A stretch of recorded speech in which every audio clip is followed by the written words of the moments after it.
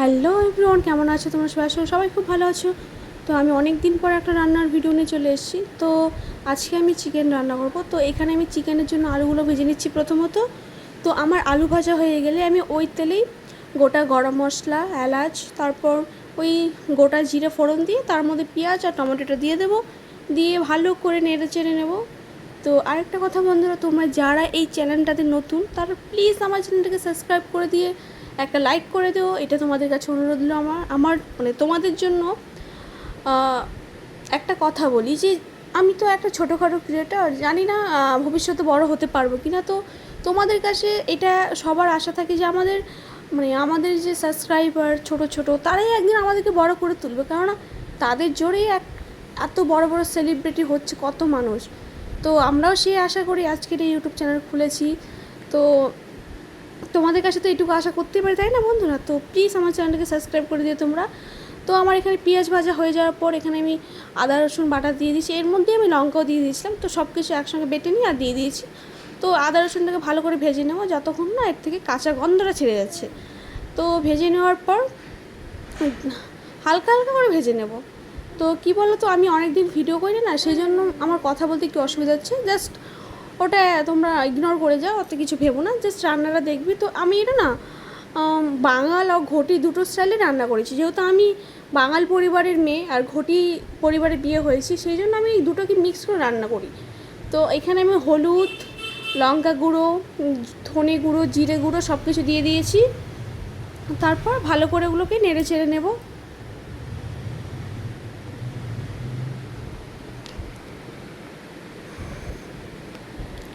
হ্যাঁ, আরেকটা কথা, তোমরা না আমার কী বলো ফুল ভিডিওটা গিয়ে ভালো করে দেখতে পারো, কারণ আমি অনেক অনেক রান্নার ভিডিও ওখানে ছেড়েছি, ঠিক আছে?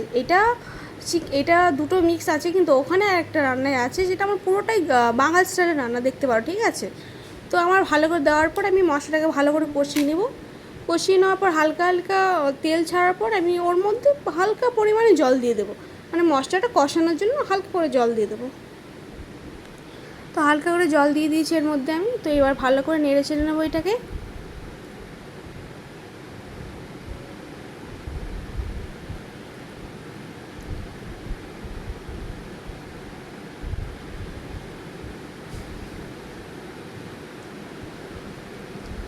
তো নাড়িয়ে নেওয়ার পর এবার আমার মশলা ভাজা ভাজা হয়ে যাবে, চিকেনগুলোকে এর মধ্যে দিয়ে দেবো।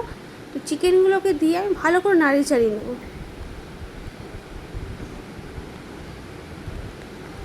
তো দেখতেই পাচ্ছ একটা দারুণ একটা স্মেল বেরিয়েছে চিকেনের। সত্যি বলছি, তোমরা হয়তো ভাবতে পারছো যে নিজের রান্না নিজেই প্রশংসা করতে। না, সত্যি কথা বলতে আমি ভালো রান্না করি, কিন্তু তেমনও না, মোটামুটি ভালো করি, অতটাও খারাপ না, ঠিক আছে? আমি ভালো করি। তো তোমরা চাইলে আমার এই রেসিপিটা দেখে একবার করতে পারো, অসাধারণ হয় খেতে। আমি তো যখনই করি জাস্ট কষা কষাই করি। তারপর আমি এর মধ্যে আলুগুলোকে দিয়ে দিয়েছি, দিয়ে ভালো করে নেড়ে চেড়ে নেবো আলুগুলো। তো মাংসের সঙ্গে মিক্সড করে নেড়ে চেড়ে নেবো।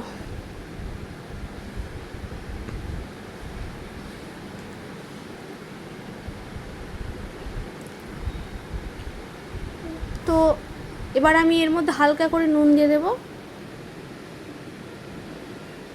তো নুন দেওয়ার পর এটা ভালো করে মিক্স করে নেবো সবটাকে। নুন মাংসের সাথে কষে কষে আহা, আমি দেখেই যেন এক্ষুনি যেন মনে হচ্ছে পেট ভরে যাচ্ছে, এত সুন্দর ফ্লেভার একটা বেরিয়েছে, কি বলবো। তারপর 5 মিনিটের মধ্যে ঢাকা দিয়ে দেবো আমি, অনলি 5 মিনিট, ওকে?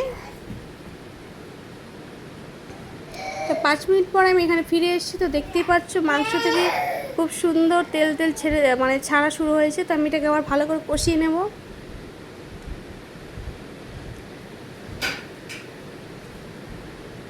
এত সুন্দর সেন্ট বেরিয়েছে, আমার ভর টিভি দেখছিল, টিভি দেখার ঘর থেকে চলে এসে বলে, হ্যাঁ গো তুমি কী রান্না করছো, এত সুন্দর গন্ধ বেরিয়েছে কেন? তুমি তো আজকের চিকেন এনেছো, সেই চিকেনটাই রান্না করছি। বলো তাই নাকি? বলি হ্যাঁ। তো এখানে আমার দেখতেই পাচ্ছ খুব সুন্দর হয়ে কষানো হয়ে গেছে মাংস। তো আমি এবার এর মধ্যে আমি অল্প করে জল দিয়ে দেবো, বেশি না, অল্পই দেবো, কারণ আমরা দুজন মানুষ, বেশি জল দিতে হবে না। তাই জাস্ট আলুটা সেদ্ধ হওয়ার জন্য অল্প করে দিয়ে দেবো আমি জলটা। তো এখানে আমি ভালো করে কষিয়ে নিয়েছি প্রথমত, দেখতেই পাচ্ছ তোমরা সবাই। তো কার কার আমার মাংস রান্না দেখে জিভে জল চলে এসেছে প্লিজ কমেন্ট করে জানিও বন্ধুরা।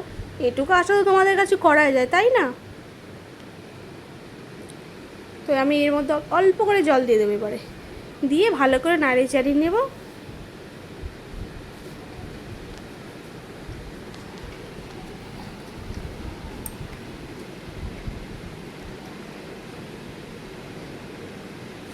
জাস্ট একটু আলুটা সেদ্ধ হওয়ার জন্য। আমার কিন্তু অলমোস্ট মাংসের মানে চিকেন রান্না রেডি হয়ে গেছে। তো আমি এটা ধনেপাতা দিয়ে এবার ফিনিশিং করব। তো আমি এর মধ্যে মানে কয়েকটা দু তিনটে ধনেপাতা দিয়ে দিয়েছি। দিয়ে দেওয়ার পর এবার আমি আমার চিকেন রান্না অলমোস্ট রেডি, এবার আমি নামিয়ে নেব। তো আমি এখানে চিকেন নামিয়ে নিয়েছি। বন্ধুরা, কেমন হয়েছে প্লিজ কমেন্ট করে জানিও। আশা করি ভালো লাগলো ভিডিওটা। আমি হালকা কেটে দিয়েছি। আর ঠিক আছে, টাটা।